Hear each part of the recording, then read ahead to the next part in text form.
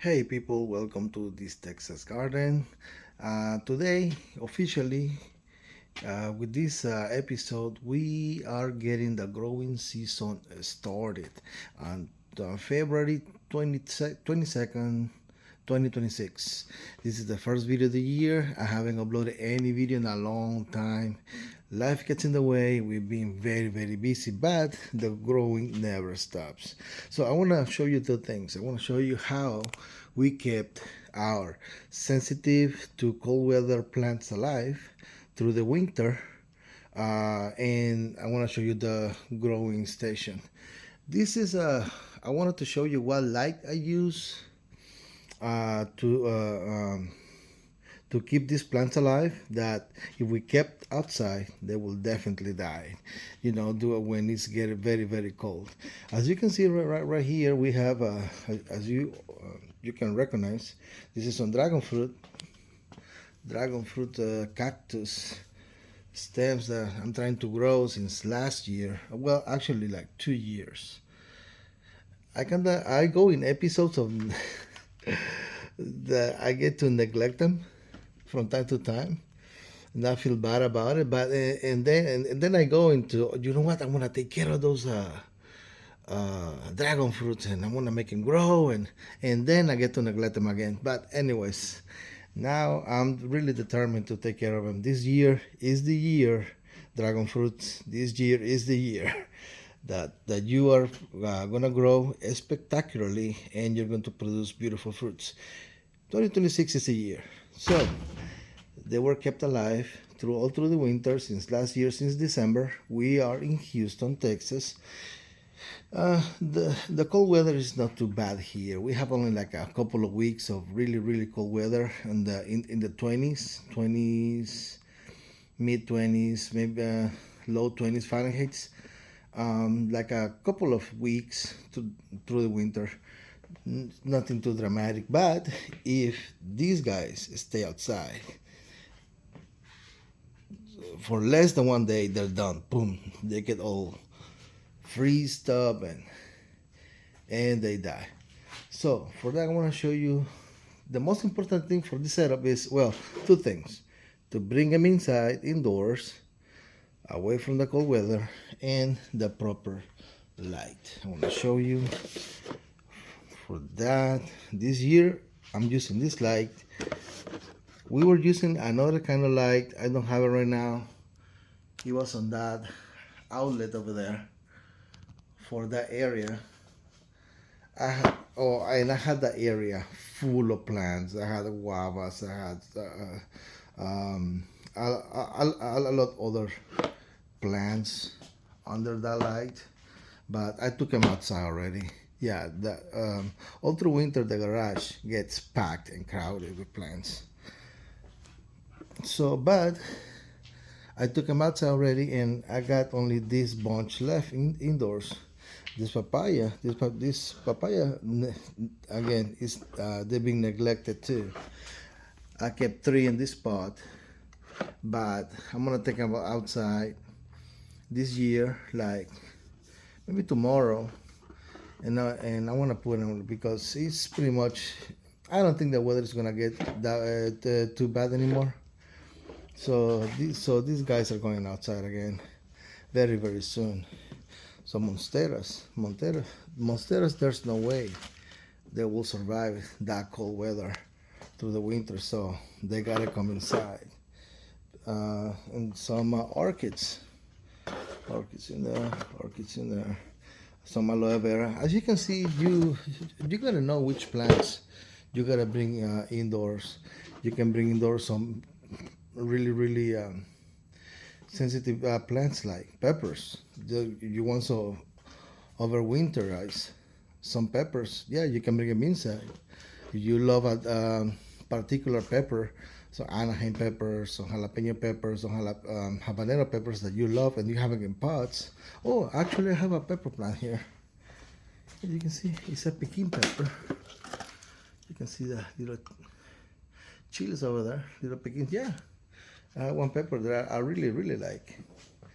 So peppers you can bring inside, so they survive the cold weather. So as I was saying, These are the lights that we were using this year. The way I look for them is the more lumens and the more watts. You can see 8,000 lumens and 400 watts. The more the better. So at least taking this as an example, you know that if you use 8,000 lumens and 400 watts light, like that one, that should be enough for your plants to survive all through the winter. I leave these lights on pretty much all the time, all through the winter, so they get all the energy that they can get. Another thing that I like about these lights is our LEDs, and they use very little power, and that's very friendly with the on your pockets when it gets time to pay the electricity bill. So LEDs is the way to go, and you can use these lights to keep your plants alive all through the winter. Yes, guys, monsteras, they gotta come indoors. I don't know. I had a tropical plant. I got a mamey plant outside that I've been growing it from seed, and yeah, stayed here all through the winter. Now it's outside. It was time, and my very precious guava tree. And there's some times that I get to turn the lights off, and it's for take care of the fungus gnats. You know, those little tiny flies that always invade your space every time that you bring plants indoors. Well, that's why I have this guy. This guy right here is a little fan that when you turn it on by this button, the fan starts working, and whatever it has a little light in there. Let me show you. See, you turn all the lights off, and only this little light stays on, and this is going to attract all the gnats, all in the whole room, the whole space where you have plants, and they're gonna go to the light. Oh, look at the beautiful light, and they get sucked in there, and there's some sticky paper down there at the bottom, and they get stuck in there and they don't come back out. I'm using only one hand right now, so I cannot show you, but if I were able to use my other hand, I will open this lid and you will see a sticky paper there. You can kind of see all those black dots inside there. All that yellow thing is the sticky paper. All those dots are it's tons and tons and tons of fungus, gnats, and flies that were able to go through the fan in there and just stay there. Apparently they're really liking it there. They refuse to get out of there. Anyways, this is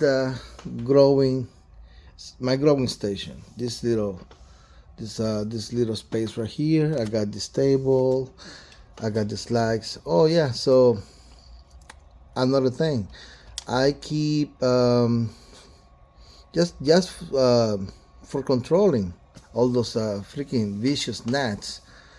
I turn all the lights off for one night. I come back the other day and I leave the lights on for like, I don't know, 3 or 4 days, and that actually works for me to keep the gnats under control. Then I come after 3 days. I turn off all the lights again. I turn this thing on. This takes care of the gnats. Of course, it's not gonna take care of all of them, but it's a really good way to control the population. So there's if you control the population and you keep the number low of those goddamn gnats, that's enough to give your plants a chance and not to get affected and not to die because of them. Because what those gnats do is that they get in the soil, they lay the eggs in the soil. The larva goes through the soil, and they will eat all the tender baby roots or your little tiny plants or whatever you have in there, and they will die. So that's why you gotta take care of those stupid gnats. And this is very effective. You turn the lights off and that light on, that little light will take care of your gnats. So yeah, that's how we do it. We started, so there are three things that I want to point out here. These little things that my wife gave me have been a gift from heaven. These little containers for growing seeds. I got my seed starting soil mix. You gotta start with really good soil, a sterile soil, by the way. This soil comes, sterile. So when you put your seeds in there, you have a way better chance for your seeds to germinate, because there's not gonna be fungus, there's not gonna be like mold and stuff that's gonna just kill them and rot them to death. So yeah, you gotta start with that kind of soil for your seedlings. And these things, they come with this little dome, this little lid. It's perfect for keeping the stuff warm inside, because you gotta use, well, at least that works for me, your heating mats. I got 2 here. That's enough for right here. I got my tomatoes and peppers. I can use this other one for, I don't know, some other stuff that I want to grow. I don't know, nothing comes to mind right now, but the most important things and the first seedlings that I get to get started every year are the tomatoes and the peppers. This is the time for you to get your tomato seedlings ready in the soil, all those seeds in the soil, so you can have it in time. Right here, this is the sun gold tomato. You have Anaheim pepper seeds already set in there. Oh, and these domes are really good for keeping those stupid gnats away from those seedlings too. That's very important, and that's why I appreciate my lovely wife for giving me these things. She found them, she brought them to me and say, hey, look, oh my God, and yep, that's gonna work. And yes, it has worked beautifully. Okay, so we got these little container things for your seedlings, the heating mats, because tomatoes and peppers, they need heat, a little bit of heat for them to actually germinate. They don't germinate in the cold. Right now outside it's like 50 degrees, and yes, they need to be a little bit warmer than that for your seedlings to activate and start germinating. And this little thing to keep your seeds, my wife, which she's a little genius, she found it for me. I have no idea where she found it, but this little thing is very practical. It has been so practical for me to keep my seeds. So what I do, what allows you to do, is to number, to put a tag, to put a number on every single little thing of this. I have some seeds in there for, I think that's coriander, I don't know. Anyways, and you make a catalog. I got my catalog here.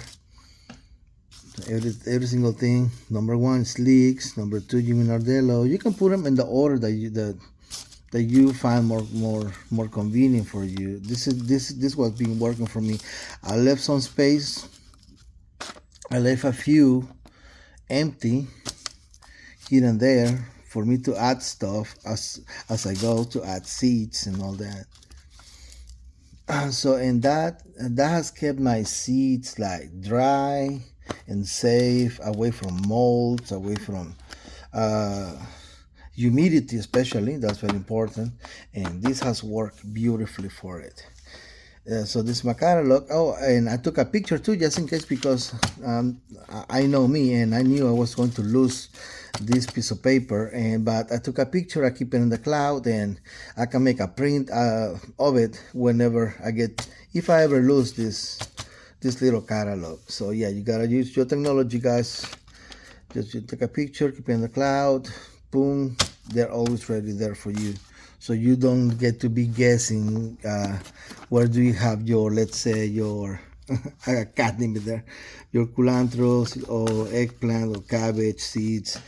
Boom, boom, boom. You go to your phone and you make a print, or you make a print and you know what is what. So yeah, this is our growing station, guys. I invite you to start growing your things right now.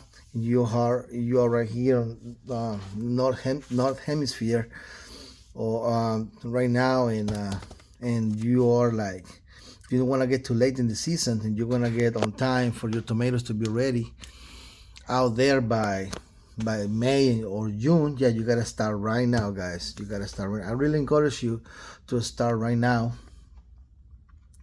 because this is the time. This is the time to do it. Yeah, because if you start too late, then those tomatoes are gonna face the June and July weather, and it's way too hot for those plants to produce any tomato. And you will have beautiful plants, but you won't have any or very little tomato at best. Very, very little tomatoes. So the time is now, guys. The time is now. Please, I invite you to do it. This being a long video, but I wanted to start pointing out how we kept these plants alive all through the winter.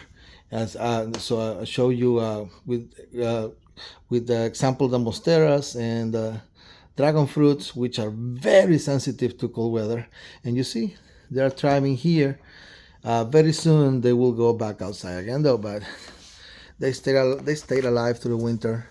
And how we set up our growing station. Another time in the next video, I'm gonna talk about these guys. This is some spinach, kind of replacement, because for the life of me, I cannot grow spinach. I cannot, guys. I cannot. I cannot. I would like to tell you, hey, I'm a genius, and I know how to grow every single thing. No, no, guys. For the life of me, I cannot grow freaking spinach. So I found a really great substitute, and I'm gonna talk about this in the next video. So that's it, guys, for this episode. If you learn anything, and you agree with this setup, or you disagree, please let me know in the comments. I invite you to like the video if you find it interesting, and I see you guys in the next video. Bye bye.